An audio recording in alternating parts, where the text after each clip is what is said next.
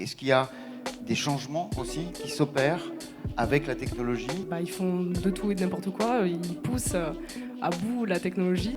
On n'est pas à l'abri, effectivement, d'avoir des personnifications qui peuvent prendre l'aspect du coup de tromper tant nos interlocuteurs, nos clients. Est-ce qu'il existe, selon vous, dans vos domaines respectifs pour empêcher les abus?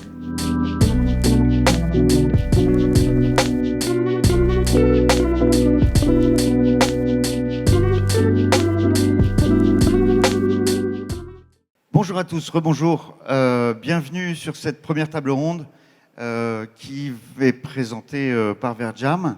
Je suis très heureux de vous accueillir.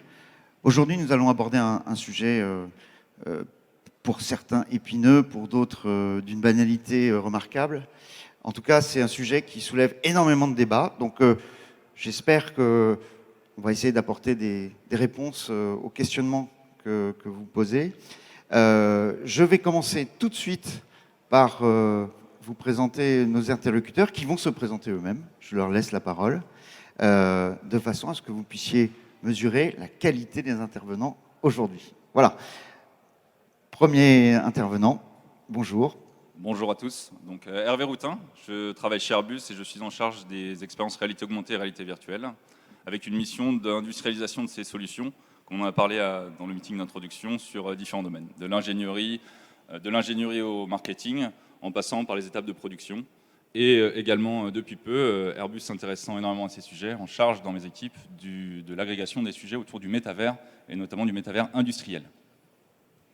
Bonjour à tous, je m'appelle Maude Clavier, je suis directrice générale et associée de la société Vroom, basée à Perpignan, qui fait du spectacle vivant en réalité virtuelle sociale, aka métavers, depuis quelques années, notamment avec Jean-Michel Jarre, et nous allons lancer notre propre plateforme. Bonjour, je suis Alexandrine Pantz, avocate au barreau de Toulouse, et mon cabinet traite essentiellement de toutes les questions de numérique, de droit d'auteur, de propriété intellectuelle, mais aussi de data qui peuvent se dérouler dans le métavers. Bonjour, donc Olivier de Malézieux. Donc j'ai fondé une société qui s'appelle O2M, Offline, Online et Metaverse. Je viens du monde réel puisque j'ai travaillé 35 ans chez L'Oréal, j'irais dans la beauté traditionnelle et classique. Et sur mes 10 dernières années, je gérais le retail. Et sur la dernière période de Covid, vous pouvez imaginer que tous les magasins étaient fermés. Donc je me suis dit à un moment donné, il va falloir trouver des solutions pour l'avenir. Et donc j'ai décidé d'arrêter ce monde réel pour me projeter en disant que finalement, à quoi ressemblera le magasin de demain. Donc j'accompagne surtout les enseignes, les retailers sur une stratégie du magasin du futur virtuel. Et bonjour, je m'appelle Sarah Lyon, je suis responsable innovation pour le groupe GF Productions qui détient Montreux Comédie notamment. Donc, nous sommes un groupe de festivals d'humour dans le monde, notamment en Afrique et présent en Suisse et en France. Donc je suis basée à Toulouse, mais on n'est pas à Toulouse. Merci à tous. Vous êtes vraiment révélateur de la diversité qu'on peut trouver dans le métaverse. Alors, j'ai beaucoup hésité, mais je voudrais quand même vous poser cette fameuse question à chacun, en quelques mots, s'il vous plaît. Pourriez-vous définir, selon vous, ce qu'est le métaverse? Hervé. Commençons pour Airbus. Donc, pour nous, c'est une collaboration immersive, tant pour les employés que pour les clients, sur à la fois nos informations digitales et aussi de la communication entre les personnes dans le métavers. Donc, le métavers pour nous, une collaboration immersive pour les employés et nos clients. Moi, je dirais qu'il y a deux notions. La notion du métavers noble, donc quelque chose qui existera dans 10 ans et qui ressemble plus aux films de science-fiction avec de l'haptique, Internet en volume 3D, en temps réel, etc. Et qu'aujourd'hui, le mot a été rendu grand public et qu'aujourd'hui, pour moi, il détermine la croisée entre réseaux sociaux et jeux vidéo. Alors, au plan juridique, le métavers, c'est un nouvel espace numérique dans lequel il y a des avatars et des personnes numériques qui ont effectivement beaucoup de problèmes, mais qui ne ressemblent pas du tout à ceux qui ressembleraient à ceux du monde normal, sauf qu'il faut s'adapter au monde virtuel. Alors, juste pour vous dire que le métaverse, il y a un an, je ne savais pas ce que c'était. Voilà. Donc aujourd'hui, pour moi, merci à monsieur Mark Zuckerberg d'avoir mis ça à la mode. Pour moi, c'est un terme marketing, comme autrefois on parlait d'Internet. Moi, j'ai connu Internet en 95, on ne savait pas trop ce que c'était. Je pense qu'aujourd'hui, le métaverse, c'est juste un mot ombrelle dans lequel on a mis énormément de choses. Donc pour moi, j'explique comme un écosystème. Et quand j'en parle aux gens, c'est un écosystème dans lequel on retrouve tout ce qui est réalité virtuelle augmentée, c'est la blockchain, les NFT, le Web 3 et ainsi de suite. Donc c'est un écosystème, mais il existait déjà. Donc c'est pas quelque chose que du futur. Bien sûr, il y a dans le retail aujourd'hui, il y a pas grand-chose qui existe, mais je pense que c'est juste une appellation. Et il n'y a pas un métaverse, je pense, il y a des métaverses, ça peut être une discussion. J'ai cru, en m'intéressant au sujet, qu'il y aurait qu'un seul métaverse, mais ça, je crois que c'est un rêve, mais peut-être qu'on y arrivera un jour. Alors, grande question de qu'est-ce que le métaverse? Nous, quand on sortait de l'école, on nous disait que le métaverse, par définition, c'était un monde ouvert, donc persistant. La réalisation, ou plutôt la transformation de notre monde réel en monde virtuel, qu'on reprenait exactement les mêmes règles sociales et sociétales, qu'on reprenait la façon dont on parle avec les personnes qui sont donc personnifiées sous la forme d'avatar, qu'on a une économie active. Mais pour moi, le métaverse, c'est plutôt différent. C'est-à-dire qu'en fait, on est en train de recréer un monde qui est à notre image, mais sans l'être vraiment, avec de nouvelles règles. Et une créativité qui est très poussée. C'est-à-dire que nous, on est dans l'humour, donc on va créer un métaverse de l'humour, donc on va créer une synergie entre les artistes et les publics des divers pays. Et donc notre rôle, en fait, c'est de pouvoir créer un nouvel espace de créativité dans lequel on pourrait très bien mettre des poulpes sur scène, que ça ne poserait pas de problème. Donc voilà. Merci pour vos réponses. Elles sont très variées et c'est ça qui est intéressant. Vous avez une vision assez commune du métaverse, mais néanmoins, il y a des choses dans le métaverse qui sont de l'ordre, en effet, de la spéculation, comme l'a dit Olivier tout à l'heure. Il y a aussi des choses qui sont de l'aspect social, qui sont très importants. Aujourd'hui, ce qui nous fédère quand même, c'est la réalité virtuelle. Enfin, les virtualités, on va dire, immersives, en tout cas. La réalité augmentée n'est pas négligée aussi. Dans ce domaine de la réalité virtuelle, si on s'accroche à la notion de métaverse, on va remarquer qu'il y a une grande dimension sociale. C'est-à-dire qu'en effet, par cette connectivité, universalité de la connexion, le présentiel dans le métaverse, notamment en réalité virtuelle, fait apparaître la notion d'avatar, donc une personnalisation numérique qui va générer des nouvelles relations sociales. Est-ce que vous pourriez, chacun d'entre vous, pareil, me donner un petit peu cette approche, en tout cas votre opinion sur cette approche, et qu'est-ce que, dans votre métier, spécifiquement, qu'est-ce qui change d'un point de vue social, la relation entre les gens, la relation dans le travail, la relation dans le divertissement, la relation dans le divertissement aussi, mais aussi, par exemple, la relation dans la consommation, du mode de consommation que ça peut entraîner. L'idée, c'est de vous faire parler de votre expérience dans ce domaine, et de votre opinion aussi. Allez-y, je vous en prie. Peut-être pour commencer sur les aspects, nous dans l'industrie, on utilise énormément la réalité augmentée et la réalité virtuelle, donc effectivement on a un gros impact, notamment sur les expériences sociales, puisque un des principes fondamentaux, c'est de permettre de la collaboration immersive avec du partage d'informations augmentées entre différentes personnes. Donc on va avoir, on l'évoquait tout à l'heure, différentes salles qui peuvent être connectées dans différents pays. Il faut savoir qu'Airbus est implanté partout dans le monde et que du coup nous avons un besoin fort de collaboration. Donc la première étape, elle est au niveau du travail, déjà avoir un impact assez important sur l'engagement des personnes dans des expériences collaboratives, et au-delà de ça, et on va rejoindre d'autres thématiques ensuite, aussi de la relation que l'on peut avoir avec des clients, par exemple, à travers d'expériences marketing, mais aussi sur des forums, et on en parlait tout à l'heure, on parlait d'une extension de ce qui se fait aujourd'hui. On est présent sur de nombreux salons, des salons de recrutement, des salons marketing, et pour nous, ces expériences collaboratives aussi vont se transcrire dans cet univers. Il faut qu'on est déjà un petit peu présent et on va falloir augmenter notre présence. Et on va devoir aussi définir quelle est notre présence et quelle est notre identité et les interactions sociales que l'on va vouloir engager dans ces nouvelles expériences tournées vers le métavers qu'on qualifierait de public. Sur le divertissement, justement, est-ce qu'il se passe des choses différentes dans cette notion de communauté autour d'un sujet commun, incarnés par la réalité virtuelle. Est-ce que c'est... Complètement. Déjà, il y a une contrainte qui est importante à savoir, c'est que sur la plupart des plateformes où on crée, nous, des mondes virtuels en 3D, des spectacles, etc., on est limité à un public de 50 personnes. Donc déjà, il faut créer du spectacle et du divertissement pour un public de 50 personnes, donc être dans quelque chose de plus intimiste, une espèce de proximité avec l'artiste. Au-delà de l'artiste, le fait d'être nous en tant qu'avatar dans des apparences hyper différentes, ça rend notre rapport social, ça le bouleverse en fait. C'est que moi je peux être un avatar de renard, je parle à un poulpe, etc. Et j'ai même fait une expérience sociétale personnelle où j'ai changé 10 fois d'avatar dans des événements professionnels sur les plateformes virtuelles et j'ai vu un changement de comportement. Dès que j'étais un avatar masculin, on me parlait de business, avatar féminin, on me parlait d'autres choses, poulpe, on rigolait avec moi. Enfin, voilà, c'était hyper drôle à constater. Et on accorde aussi une grande importance à l'apparence du performeur. Donc, c'est-à-dire pas forcément un avatar qui lui ressemble, mais un avatar qui ressemble à son imaginaire.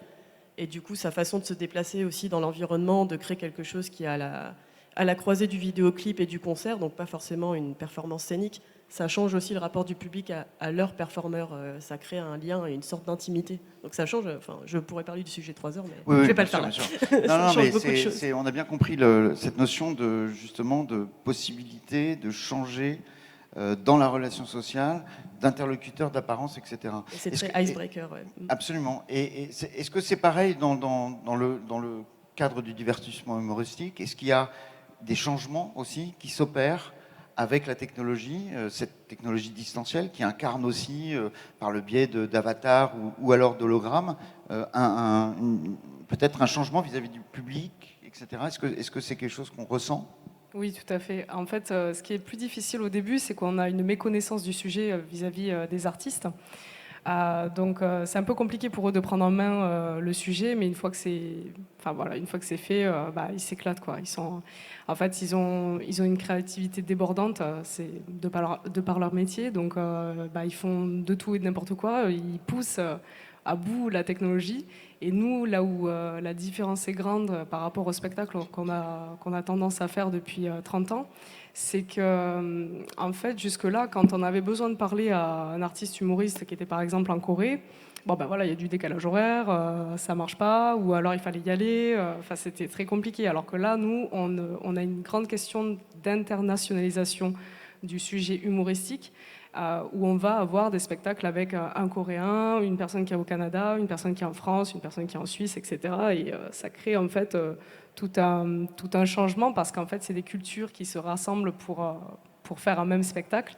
Et on a tout à créer en fait à ce niveau-là. Donc je dirais que c'est là le plus gros changement pour nous. Et alors c'est intéressant, je vais basculer sur cette notion aussi d'incarnation d'un personnage différent. Est-ce que, à votre avis, Olivier, dans le domaine du retail, par exemple, les marques pourront s'emparer de ce sujet pour proposer des contenus différents et s'adapter à cette situation d'un consommateur qui potentiellement serait un consommateur qui changerait d'apparence, qui aurait besoin de découvrir de nouvelles relations sociales, voire même de nouvelles relations, d'expériences de consommateurs vis-à-vis de produits que proposerait une enseigne. Qu'est-ce que ça vous C'est compliqué parce que là, on est vraiment dans quelque chose qui très prospectif. De la prospective, parce Ouais. qu'aujourd'hui, il n'y a pas vraiment d'exemple vraiment concret en dehors des achats par les gamers, pour ce qu'on appelle les skins ou des gens qui, donc, pour leurs avatars, les habillent. Mais de l'achat, par exemple, ceux qui sont en avance là-dessus, les Américains, Walmart, qui était la première chaîne de distribution. Donc aujourd'hui, on peut faire, mais on en est encore sur des tests d'achat virtuel. Donc on prend son produit, on l'attrape avec les mains, on le met. Alors ce qui est génial, c'est que quand on regarde, on prend le produit tout de suite, on a toute la fiche technique du produit, tous les avantages. Donc ça va permettre d'améliorer la connaissance des produits, toutes les règles et les réglementations. Mais aujourd'hui, il n'y a pas vraiment d'exemple concret. Après, vous avez des passages. On est à une époque où il y a des passages entre le monde virtuel et le monde réel. Donc vous avez des marques comme Adidas, des marques comme Nike, des marques, je peux en citer plusieurs, qui dans le vêtement vendent des produits à la fois pour des avatars et les vendent aussi en série limitée sur leur site e-commerce. Donc en fait aujourd'hui c'est plutôt le site e-commerce qui fait le lien avec le monde virtuel que le magasin physique. Et en fait je pense qu'à terme le site e-commerce demain il va disparaître. C'est-à-dire que le site e-commerce d'aujourd'hui, on va sur Internet, demain on ira dans Internet et on n'appellera pas ça Internet, on appellera le métaverse. Et c'est toute l'expérience en effet qu'on pourra avoir. Alors est-ce que l'expérience sera différente ? Je pense en effet, quand vous dites on change d'avatar, l'émotion n'est pas la même, je pense qu'en fait, il y aura une émotion peut-être différente quand on touchera des produits. C'est pas la même chose d'essayer une crème sur sa main et l'essayer sur son avatar. Bien sûr, Donc il y aura une émotion différente, mais aujourd'hui, il y a des sociétés qui travaillent là-dessus, qui permettront de dire la crème, vous l'utilisez mal, vous faites une mauvaise application. Donc il y aura plein d'avantages. Mais aujourd'hui, en termes d'exemples concrets, il n'y a pas grand-chose. Tout le monde se pose un petit peu les grandes promesses. Mais bon, on y arrive. Mais néanmoins, ce qui est intéressant, c'est que cette notion de sociabilité, on va aussi le retrouver potentiellement chez le consommateur, qui va pouvoir inviter des copains, aller dans une boutique virtuelle, etc., qui va pouvoir éventuellement mêler à la sortie d'un concert l'achat de produits. Enfin, c'est un peu ça l'idée. C'est ce qui se passe aujourd'hui. Les jeunes, quand ils rentrent de l'école, ils vont sur Zepeto, par exemple, ils se retrouvent avec leurs avatars et puis ils font des selfies. Donc le selfie qu'on fait dans la rue, on le fait aussi le soir, même si on sait que les parents ne sont pas toujours au courant, mais on retrouve. Donc demain, en effet, ils feront leurs courses. Peut-être ensemble en se promenant dans les sites. Après, il y aura tous les problèmes, comment on fait pour payer, est-ce qu'il faudra de la crypto-monnaie, est-ce qu'on pourra payer. Et après, c'est toute la technique qui arrive derrière. Moi, je pense que le frein numéro 1, il y a 2 freins. C'est comment on va créer ce trafic, parce qu'il faut bien les emmener. Et aujourd'hui, on s'aperçoit que les vrais métaverses blockchain, aujourd'hui, il y a très très peu de trafic. Comment on va les emmener? Et puis derrière, est-ce que techniquement, il y aura suffisamment de puissance pour pouvoir, je dirais, avoir des choses qui soient suffisamment agréables à toucher? C'est-à-dire que je sais qu'on sait fabriquer le jumeau virtuel, mais je dirais il faut des ordinateurs quand même très puissants pour le faire. Et je ne suis pas sûr que la technique aujourd'hui soit prête. Et donc dans le commerce, il faut vraiment apporter un plus par rapport à ce qui existe sur Internet ou sur les boutiques. Sinon, les gens ils n'iront pas. Mais ils vont y aller de toute façon, et c'est pas nous, c'est en tout cas pas moi, mais c'est ce qu'on appelle les générations alpha qui ont entre 10 et 14 ans. Il faut savoir qu'aux États-Unis, les jeunes, ils veulent plus de cadeaux à Noël, ils veulent de l'argent pour s'acheter des skins pour leurs avatars. Donc ils sont déjà, mais c'est une consommation pour avatar, c'est pas une consommation, je dirais, réelle. Et à un moment donné, il va falloir croiser les deux, parce qu'il faudra trouver un business model. Je pense que toutes les marques qui y sont aujourd'hui, notamment les marques de luxe, perdent beaucoup d'argent, mais ils sont en train de capter une clientèle qui, pendant 10 ans derrière, achètera peut-être en physique ou sur e-commerce. En fait, ce que je comprends, c'est qu'en effet, pour l'instant, le contenu n'est pas prêt pour générer ce genre de choses. Mais je dirais que, par exemple, prenons l'exemple des concerts en live. Vous avez déjà pas mal d'utilisateurs sur des concerts. J'en viens à cette notion de sociabilité et je vais basculer sur la suite de notre thématique, qui est cette question dans la relation sociale de mettre une notion de réglementation et d'éthique. Alors, je bascule évidemment sur ce sujet avec Alexandrine.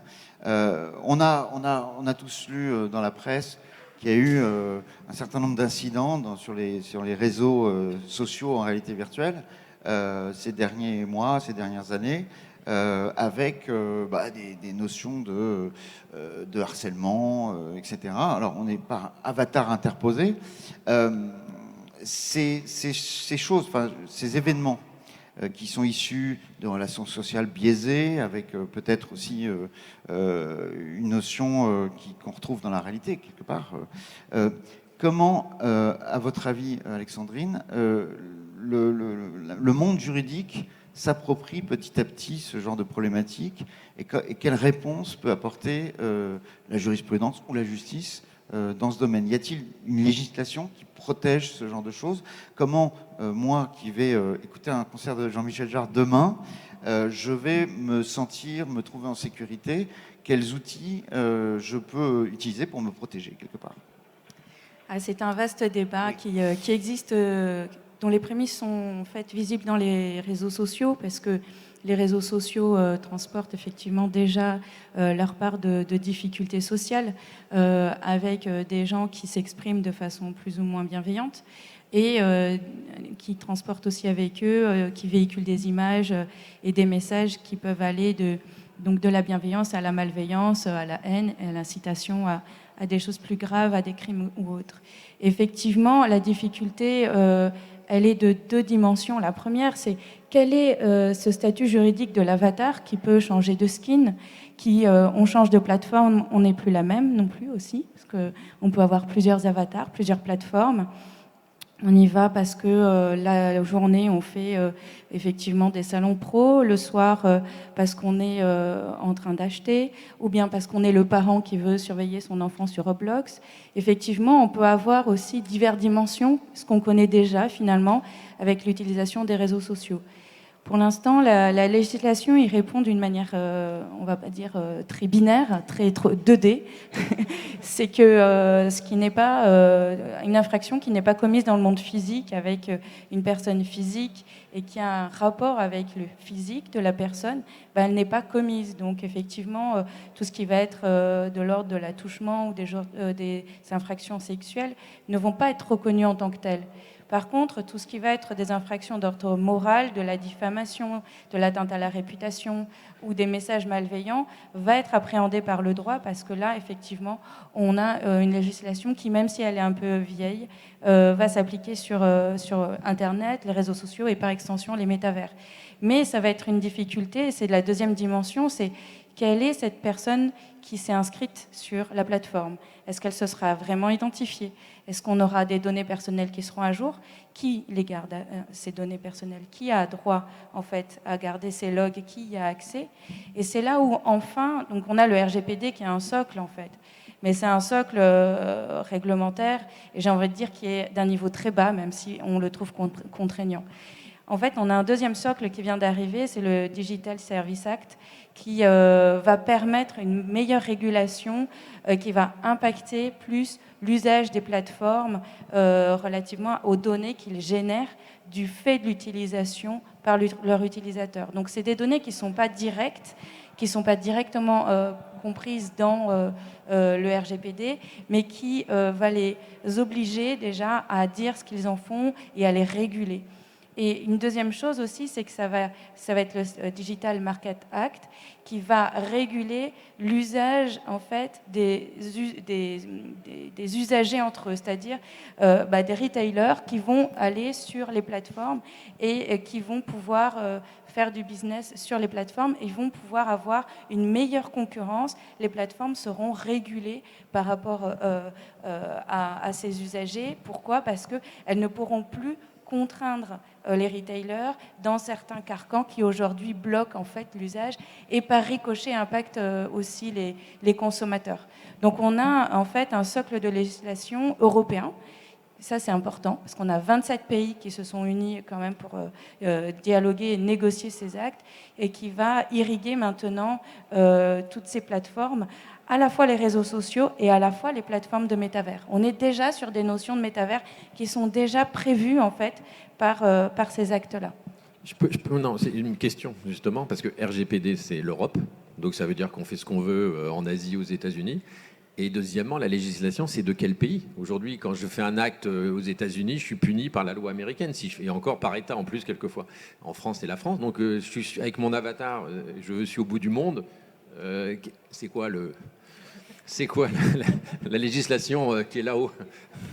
Alors moi, j'appelle ça le territoire numérique. C'est-à-dire qu'en fait, dans tout contrat ou dans toute action, on cherche un territoire géographique. Et ici, on est sur un territoire numérique. Alors, donc ça depuis les années 2000. Il n'y a pas de trou législatif et il n'y a pas de juge incompétent. Tous les juges se sont toujours déclarés compétents, quels que soient les sujets qu'on leur soumettait. Par contre, effectivement, de façon très concrète, on va se retrouver face à des litiges et donc on va devoir définir où est le lieu de commission de l'infraction, où est le lieu d'achat. Et donc là, on va se retourner vers les contrats, les CGV, les CGU, et c'est là où les nouvelles réglementations apportent des réponses. De plus en plus, les juges européens et les juges français se considèrent compétents, mais on n'est pas à l'abri, effectivement, pour l'instant, d'un revirement de jurisprudence. Je voudrais que vous réagissiez aussi, parce que c'est une question fondamentale. Je voulais juste ajouter une chose. Aujourd'hui, quand on va sur VRChat, enfin, quelques fois on va sur VRChat, on se sent quand même assez libre. On sent que c'est un territoire qui n'est pas forcément très réglementé. Il y a des outils, évidemment, pour s'échapper ou être protégé en cas de problème. Mais on sent que c'est un territoire très créatif dans lequel il y a ce qu'on appelle le modding. Hein, donc on peut vraiment aller très loin. Est-ce que, selon vous, dans ce type de contexte et aussi dans vos métiers, il faut imposer une charte, une règle pour justement anticiper l'intervention du législateur si jamais il y a des choses. Et qu'est-ce que vous en pensez? Je vous laisse la parole là-dessus. Bon, je peux peut-être commencer, mais du coup, nous, comme je vous le disais, on va créer notre propre plateforme. Et comme c'est une plateforme aussi où on va diffuser des artistes et des concerts, on est obligé d'être réglementé. En fait, VRChat, ils n'ont aussi pas de système de monétisation. Donc on peut être libre tant qu'on ne monétise rien. Et bon, oui et non, mais je veux dire, nous, en tout cas, dans notre plateforme, on fait très attention à ces côtés réglementaires parce qu'on est obligé, par rapport aux artistes, par rapport à la représentation, aux droits musicaux, de s'associer avec les bonnes personnes et de demander des conseils à d'autres personnes. Donc on est obligé d'être plus réglementé. Mais c'est délicat de trouver ce juste milieu entre réglementation et liberté. On tient tout de même à avoir une forte liberté créative. Et c'est tout l'enjeu, en fait, tout le challenge. Nous, côté industriel, comme vous l'imaginez bien, on a beaucoup d'enjeux autour de la propriété intellectuelle et aussi de la communication. Il est clé qu'aujourd'hui, on diffuse des informations qui peuvent être techniques, qui peuvent être marketing, demain des informations sur le recrutement. Donc c'est hyper important pour nous d'étendre le champ aujourd'hui réel de notre propriété, de notre communication à ces nouveaux champs-là. Et effectivement, avec l'ouverture des métavers, on n'est pas à l'abri effectivement d'avoir des personnifications qui peuvent prendre l'aspect et du coup de tromper tant nos interlocuteurs, nos clients sur ces domaines-là. Donc il y a un aspect fort qui est une extension aujourd'hui de la réglementation actuelle à avoir et aussi des nouvelles façons de réfléchir à comment nous allons nous placer en tant qu'industriels dans ces métavers sous couvert des réglementations qui commencent à arriver. D'accord. Peut-être. Ouais, je vais ajouter quelque oui. chose. Moi, je Ouais. rejoins Maud, c'est-à-dire qu'en fait, dans le divertissement, on est obligé d'avoir des règles parce que quand on prépare un spectacle et qu'on commence le spectacle, bah, ça devient vite la foire en fait s'il n'y a pas de règles. C'est-à-dire que tout le monde parle en même temps, tout le monde rigole, tout le monde a envie de monter sur scène et taper l'avatar de l'artiste. Ça devient vite n'importe quoi. Donc, on est obligé de mettre des règles. Donc, nous, on a un système de modération qui est lié à EngageVR, la plateforme qu'on utilise, où en fait, à partir de 2 avertissements, on bannit la personne. Donc on la met à part, on la passe donc dans un système sonore où on n'entend pas tout le monde, c'est-à-dire qu'on la prend à part dans le monde virtuel et on lui explique ce qui ne va pas. Et puis une fois, 2 fois, bon, mais tu comprends pas, ciao. Donc on est obligé de faire ça parce que sinon déjà les artistes se sentent désorientés, c'est déjà assez compliqué pour eux d'aller dans un monde virtuel et d'interagir là-dedans. Donc si en plus il y a trop de bruit, c'est juste impossible de faire le spectacle. Donc on est obligé. Et à côté de ça, il y a beaucoup de malveillance de la part des personnes qui viennent sous forme d'avatar. Et nous, ça nous crée d'énormes problèmes parce qu'on ne sait pas quoi faire. À part les bannir ou leur couper le son, on ne sait pas quoi faire. Donc il y a de réelles questions à se poser là-dessus, sachant qu'en plus, nous, on est en réalité virtuelle, donc on a un sentiment d'immersion qui est profond. Donc quand une personne se fait toucher par un autre avatar, malheureusement, elle le ressent en vrai parce que c'est sûr que c'est pas physique, mais le harcèlement, c'est aussi moral. Voilà. Ça, c'est un aspect qu'on a abordé, c'est intéressant, c'est l'aspect comportemental et, je dirais, social. Il y a un autre aspect, vous l'avez évoqué tout à l'heure, c'est les datas. On sait tous on le sait tous ici, mais les gens ne savent peut-être pas.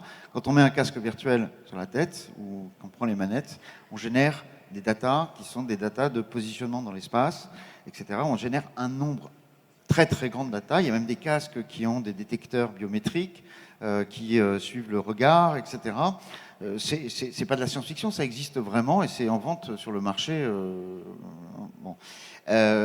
Ces datas, je ne parle pas aussi de Facebook qui a un casque qui est associé à un compte Facebook. Donc il y a aussi toute une panoplie de données qui sont récoltées et qui sont parfois exploitées, d'autres fois pas exploitées. Je sais qu'en formation, par exemple, on exploite ces données pour évidemment voir si la personne a bien a bien appris son travail, etc. Qu'est-ce que aujourd'hui, quels seraient, selon vous, tous, et puis évidemment Alexandrie va nous donner son avis juridique, mais quels sont, selon vous, justement aussi dans ce domaine, les réglementations ou les carcans pour protéger les données personnelles des individus qui utilisent ces casques virtuels, qui peuvent être traqués à leur insu. Qu'est-ce qui existe, selon vous, dans vos domaines respectifs pour empêcher les abus? Voilà, à ce niveau-là. Je reviens sur ce qui s'est passé en 2018, GDPR, sur la partie retail, et vous l'avez tous vécu, on avait tous des cartes de fidélité. Maintenant, normalement, et encore, c'est pas le cas, c'est-à-dire que quand vous devez donner votre consentement, mais pas le consentement seulement sur le numéro de téléphone, sur votre email, sur votre adresse. Et puis, il y a l'anonymisation. Si au bout d'un an, vous n'avez rien acheté, et ainsi de suite. Donc, on a mis en place des choses, en tout cas pour l'Europe seulement, qui fonctionnent. Donc, je pense que demain, on fera exactement la même chose. Ça sera, oui, est-ce que vous donnez votre consentement pour que mes gestes soient analysés ? Oui, non. Alors après, est-ce qu'il y a des choses qu'on analysera sans le savoir ? C'est ce que fait Facebook, je pense. On ne sait pas tout, hélas. Mais je pense que ça va suivre. Et à un moment donné, les législateurs mettront de nouvelles règles pour nous protéger. Mais c'est sûr que plus ça va aller, plus on saura exactement tout ce qu'on fait, tout ce qu'on est. Donc, Je me permets de rebondir sur ce que tu dis exactement, parce que jusqu'à présent, nous, on a utilisé des plateformes étrangères, donc américaines, etc. Du coup, on dépendait de leur législation, qui sont très pauvres, comme on le sait. Et c'est pour ça que nous, dans la création de notre plateforme qui est européenne, on compte intégrer des législations européennes, et que cette souveraineté numérique, elle est hyper importante à aider, à financer, à encourager, notamment pour ces questions réglementaires, parce que plus on dépend des autres, moins on peut y implémenter nos systèmes de sécurité. Pour compléter aussi, on a effectivement cette question, elle est très importante, et en fait, on se rend compte dans ces nouveaux espaces numériques immersifs qu'on a aussi pour certaines applications, et je pense dans notre cas au training pour les pilotes par exemple, des besoins d'accès à une information et de captation d'informations des utilisateurs qui est plus importante dans le but de servir l'expérience qui est souhaitée. Donc, on voit bien qu'on ouvre un nouveau champ ici. Qu'il y a des réglementations existantes et qu'il va falloir aussi les étendre, les renforcer peut-être, les ajuster pour correspondre à la fois à un objectif de protection, mais aussi de pouvoir réaliser l'expérience telle qu'elle est souhaitée. Tout à fait. Et puis dans le domaine du retail aussi, j'imagine qu'un jour on va s'emparer comme on le fait sur Internet aujourd'hui, sur les sites classiques de e-commerce, on va s'emparer aussi de le comportement du consommateur, tout simplement, dans un cadre... Oui, c'est ce qu'on disait. Je pense qu'il y aura de plus en plus d'informations, mais je pense qu'on finira par la contrôler. Et après, c'est une question, là, en vous écoutant, je me souviens très bien quand on a mis en place cette règle pour la beauté, quand vous faites un diagnostic de peau ou sur des gens qui ont des problèmes de santé, si vous ne posez pas la question, s'ils ont un pacemaker, des choses comme ça, il y a un risque. Donc de tout ce qui touche à la sécurité aussi des gens, il faut aussi mettre en place, je dirais, des questions qui sont peut-être un petit peu plus intrusives. Mais moi, je vois le monde réel, il va s'adapter et on va juste... faudra trouver les solutions. Et le risque, c'est en effet d'aller trouver une plateforme, je sais pas où, au bout du monde, où on fera ce qu'on veut. Il y aura de toute façon... Comme dans le monde, il y aura toujours 20% de tricheurs, et 20% de voleurs, et 20% de machin et tout. C'est tout. Alexandrine. Oui, alors je vais répondre aux divers sujets, parce qu'en fait, c'est divers sujets la question que tu poses. D'abord, le GDPR, c'est le règlement général sur la protection des données personnelles qui a été introduit en droit français, qui donc modifie la loi informatique et liberté. C'est un règlement qui est européen, donc 27 pays. La Grande-Bretagne, c'est pour recaler 2-3 sujets. La Grande-Bretagne, qui est partie juste au moment où ça devait être implanté, va le garder parce qu'elle a négocié et qu'elle est d'accord avec ce niveau de législation, donc elle va implémenter une législation de même importance. Ça concerne qui ? Ça concerne les données des citoyens européens. Et c'est là où je rebondis sur ce que tu disais, c'est que les plateformes américaines disent que ça ne les concerne pas, sauf que si, à partir du moment où elles brassent des données de citoyens européens, le RGPD s'applique, qu'elles le veuillent ou non. C'est en fait une loi, une réglementation qui est extraterritoriale. Alors, c'est parfois compliqué de faire appliquer la loi sur les plateformes. C'est pour ça qu'en fait, il y a des nouvelles réglementations qui sont arrivées, avec la reconnaissance dans le droit de la consommation, et c'est issu de réglementations européennes, de services numériques qui impose en fait aux plateformes de déclarer l'usage qu'ils vont faire des données. Par exemple, je vais vous donner un exemple très simple. Gmail est un outil qui est gratuit, Webmail gratuit. En réalité, ce n'est pas un tarif gratuit. On le dit souvent, si c'est gratuit, c'est toi le produit. Eh bien, cette phrase a été introduite dans le droit européen et dans les droits nationaux. Ce qui fait qu'en fait, depuis juillet d'ailleurs, les plateformes qui proposent des services numériques gratuits en échange de l'utilisation des données doivent le déclarer et l'expliquer clairement aux consommateurs, aux usagers. Et à partir de cette réglementation, il y a tout un panel de réglementation sur cet usage non déclaré, en réalité, qui va émerger. Donc, je ne vais pas vous faire là, on n'a pas le temps. On n'a pas le temps. Par contre, effectivement, pour les données biométriques, en fait, ce sont des données très protégées, parce que ça concerne des données de santé, des données physiologiques qui permettent d'authentifier très clairement la personne.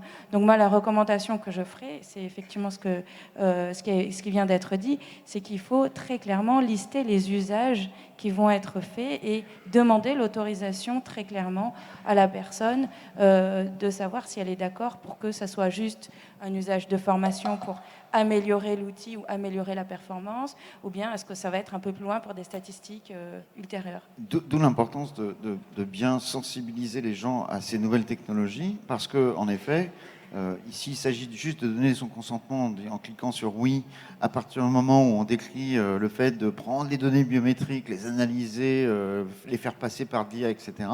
Il faut que les gens prennent conscience de l'enjeu qu'il y a derrière. C'est-à-dire que moi, mes données biométriques, si on me dit juste, on peut les utiliser, oui, non, enfin voilà. Et puis il y a un texte de 20 pages à lire derrière en tout petit, évidemment, les choses vont se passer complètement différemment. C'est ça aussi qui est important, c'est de sensibiliser les gens à l'usage de ces technologies avant tout. La loi a été modifiée par rapport à ça. On impose effectivement que cette information soit fournie de manière claire. Ouais. Espérons que ce sera le cas. Est-ce que, encore une fois, vous me parliez un peu de vos métiers et de l'impact de ces notions qui sont importantes dans vos métiers. Est-ce qu'aujourd'hui, dans les pratiques que vous proposez, il y a pas mal de plateformes qui font du placement de produits en réalité virtuelle. C'est des choses qu'on voit notamment en formation. Alors, évidemment, il ne s'agit pas de ne pas placer le produit qu'on propose quand on développe la réalité virtuelle soi-même, mais pour chacun d'entre vous. Mais il y a aujourd'hui des marques qui s'intéressent au placement de produits dans la réalité virtuelle parce qu'ils considèrent que c'est un environnement qui est un jumeau numérique de l'environnement physique. Donc on va y trouver de la signalétique, on va y trouver des modélisations de produits qui existent vraiment dans le réel, et il y a une forme d'un démarrage de monétisation de cette notion-là. Est-ce que c'est des choses que vous avez déjà expérimentées ? C'est certainement quelque chose qui va s'implémenter de manière plus précise dans les années à venir.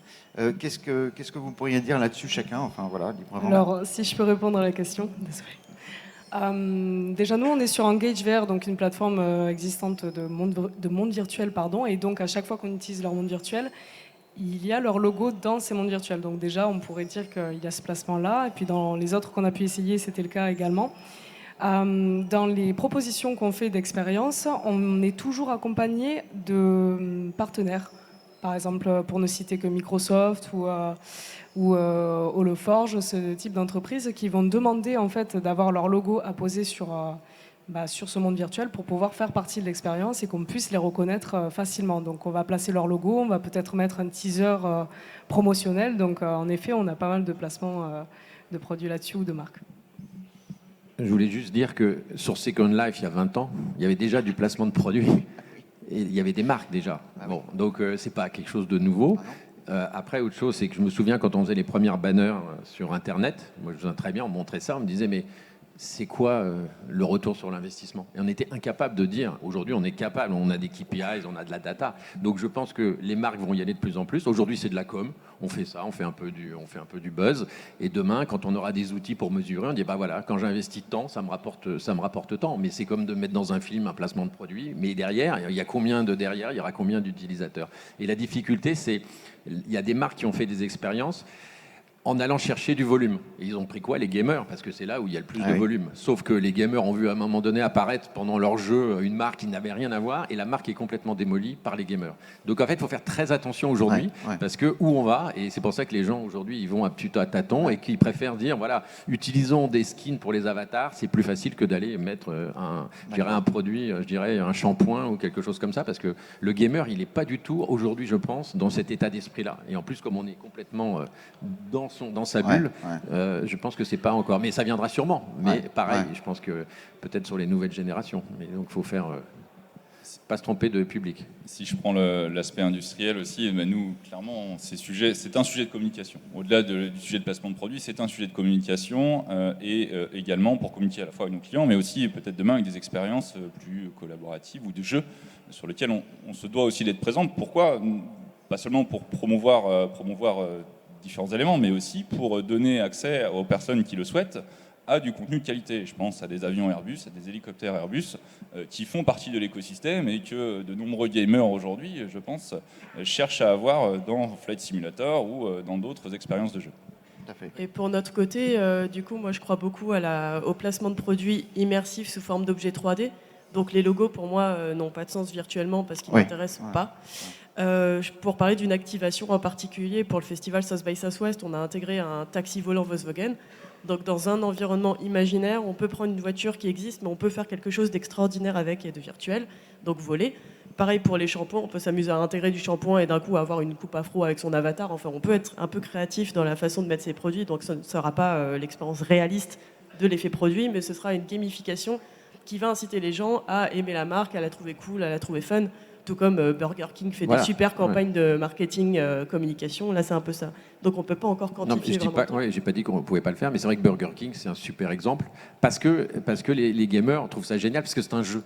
En fait, si on l'intègre dans le jeu, c'est plus uniquement un placement de produit, c'est un truc sympa. Ça augmente l'expérience. Et Gucci le fait aussi, ainsi de suite. Mais il faut le faire comme ça, c'est-à-dire qu'il faut rentrer. C'est pour ça que, évidemment, en placement de produit, on a l'image dans un film où vous avez les produits, la voiture, le machin. Non, je pense qu'aujourd'hui, le placement de produit doit se faire. Il doit être intégré complètement au jeu. Et à ce moment-là, je pense qu'en effet, et pareil, dans nos bars virtuels, donc, on a des boissons. Voilà. Et il y a des exemples, Burger King, super exemple. Là, ce qu'ils ont fait, je pense que ça cartonne actuellement.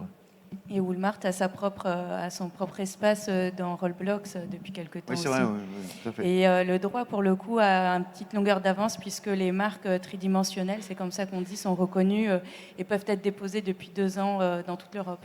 Oui, ça c'est important. Écoutez, il nous reste peu de temps.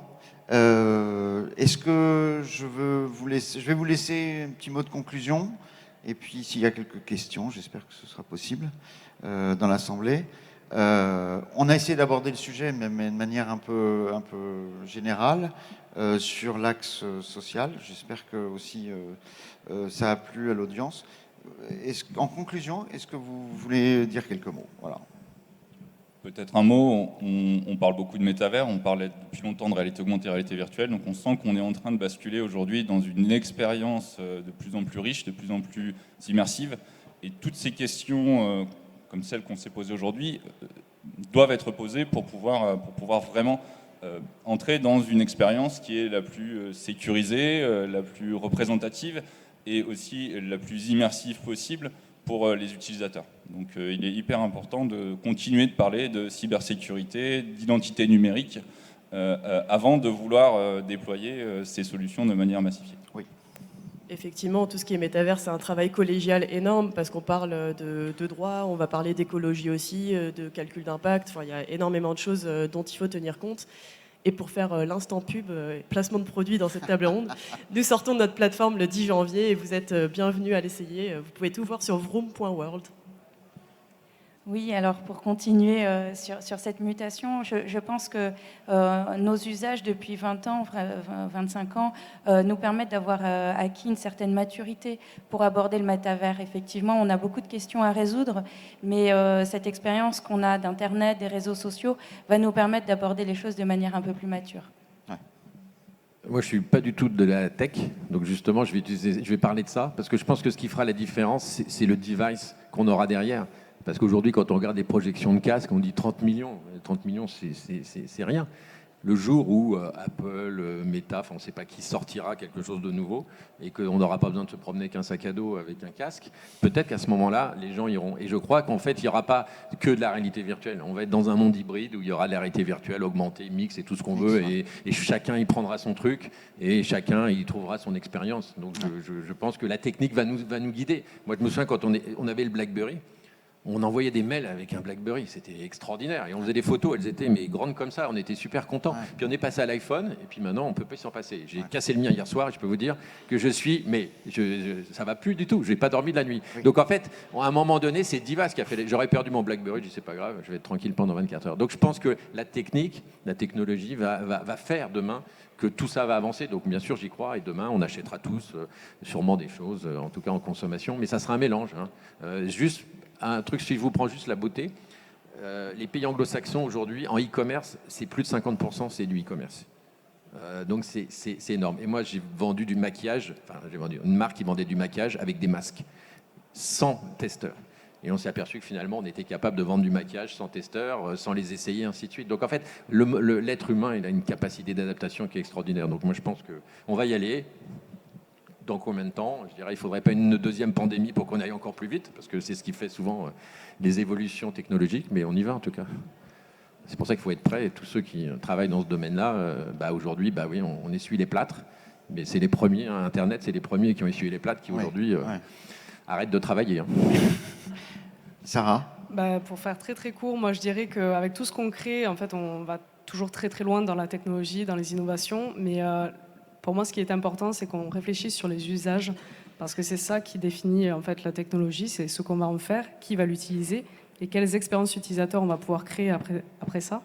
Donc, pour moi, on a un peu posé les bases de ce qui va être grand après, mais il faut continuer à pousser nos réflexions sur le sujet. Très bien, merci beaucoup. Merci à vous 5. Merci, j'espère que l'audience est satisfaite. Je vais vous demander de les applaudir et puis on va passer à quelques questions.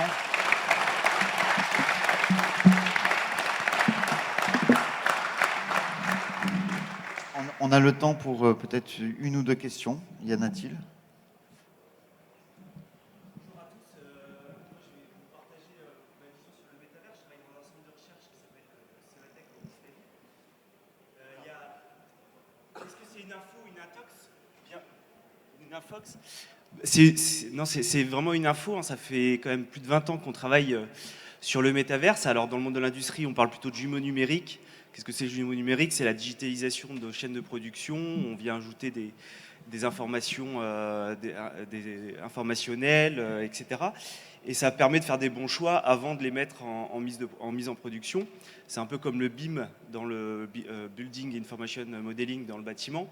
Il y a tout le monde qui vient faire ses petits plans, l'électricien, le plombier, etc. Et on se rend compte qu'il y a des choses qui ne passent pas. Donc ça permet de bien concevoir, ça permet de bien l'exploiter. Et puis pour la fin de vie du bâtiment, c'est aussi très pertinent parce que ça permet aussi de pouvoir le déconstruire correctement.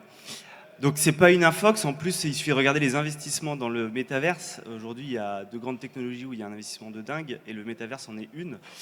Et Facebook il vient nous voir pour développer de la technologie. Il y a plein de projets avec plein de monde sur développement de vêtements avec des retours haptiques, la science du toucher pour que le monde virtuel on le ressente dans le monde physique. Il y a plein de choses comme ça. Et puis il y a 15 ans on développait un poste de travail de peinture pour Renault. À l'époque, ils devaient venir tous sur Douvrin, dans leur site à Douvrin dans le Nord, pour faire cet acte de mise en place de peinture. On a développé tout un poste de mise de peinture dans un monde totalement virtuel. Et aujourd'hui, le poste, ils le font dans toutes les usines du monde, ils le font. Donc non, c'est quelque chose de bien présent. Après, c'est vrai qu'il faut, comme on le disait tout à l'heure, il faut vraiment faire attention. Il y a plein de biais cognitifs. Je vois que le public est assez jeune, on a tous joué à LoL ou à WoW. C'est quand même super facile d'aller aborder des gens dans LoL ou dans WoW, c'est super facile de rentrer dans les communautés. Allez faire ce que vous faites dans LoL et dans WoW ici, allez rencontrer des gens, discuter avec des gens totalement inconnus. C'est quand même un peu plus compliqué et voilà. Mais j'ai pas forcément de questions, c'était juste... Et un autre biais cognitif, moi j'utilise Apple Pay. Sur ma montre, donc je prends plus du tout ma carte bancaire. Alors c'est pas du métaverse, mais c'est quand même de la digitalisation de nos moyens de paiement. Et quand je vais à la pharmacie, j'ai plus ma carte vitale, tout simplement. Donc voilà. C'était le off. Il y a une autre question? Oui.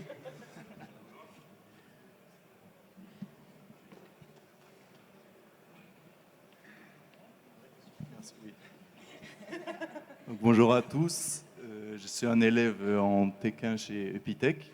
J'aurais une question plutôt pour vous, Madame Pons, par rapport aux mœurs et coutumes. Donc, grâce à la métaverse, on aura encore plus une mondialisation et toutes les communautés seront réunies au même endroit, entre guillemets. Donc, est-ce que vous avez réfléchi à la question par rapport aux mœurs et coutumes, ou par exemple, tirer la langue dans un certain pays, ça peut être perçu comme un peu une insulte, et dans d'autres, ça pourrait être une manière de dire bonjour. Donc, avec toutes les communautés qui sont réunies ensemble, est-ce que ça pourrait créer des sortes de désagréments? Alors effectivement, l'interculturalité sur les mondes virtuels, c'est un sujet fort et ça fait partie un petit peu, ça rejoint la question de tout à l'heure par rapport à ce lieu géographique, ce lieu numérique qui est un peu à inventer et qui est en train de se créer. Cette interculturalité, en fait, elle va se définir par les règles du jeu quand vous allez rentrer sur la plateforme, comme ce qu'a expliqué Sarah tout à l'heure, parce qu'on ne va pas pouvoir réguler, en fait, toutes les plateformes avec toutes ces différences culturelles. Chaque pays va arriver avec sa propre loi applicable, parfois avec juste l'envie de faire bien, mais elles vont être contradictoires. Et on ne peut pas les résoudre, sauf à faire une convention internationale qui engloberait tous les pays. Il faut savoir que négocier une convention internationale avec une dizaine de pays, ça prend au minimum 10 ans. Alors, pour englober encore plus de pays avec toutes les plateformes, ça prendrait beaucoup de temps. Donc, en fait, ça va être à l'initiative des acteurs privés, des plateformes, qui vont mettre des chartes éthiques, qui vont mettre des règles d'usage et qui vont pouvoir... si les gens y adhèrent, réguler les choses. Mais ça va être à la bonne volonté des personnes. Pour compléter, juste une seconde, c'est que dans les mondes virtuels, dans les plateformes, on fonctionne souvent par monde virtuel. Et ces mondes virtuels sont créés par des personnes et elles y implémentent leur propre esprit, quelque part. Donc c'est aussi à nous de démocratiser la technologie pour qu'il y ait plus de créateurs de pays variés, plus de représentativité, aujourd'hui c'est très américain dans les plateformes, afin de faire reconnaître aussi les coutumes de chaque pays, de chaque endroit, dans des mini-mondes virtuels. Donc que ce ne soit pas non plus édulcorer une plateforme avec une seule culture, une seule façon de faire. Très bien, merci beaucoup à tous. Une fois de plus, de toute façon, nos interlocuteurs vont traîner certainement dans les couloirs de Quel est Savoir dans les minutes et les heures qui viennent. Donc n'hésitez pas à leur poser des questions. Cette table ronde est terminée. Nous allons passer au prochain événement dans à peu près 10 minutes, un quart d'heure, qui sont les Pitch XR. Les Pitch XR, ce sont, vous allez voir, des membres de la communauté VRJam qui vont présenter leur projet en quelques minutes. Mais vous allez voir que c'est aussi des projets qui sont très variés et très diversifiés. Voilà, merci à tous. Je vous invite tous à aller voir les intervenants et les démos qui sont à l'extérieur de cette salle pour découvrir et tester les démonstrateurs qui sont proposés. Voilà, merci.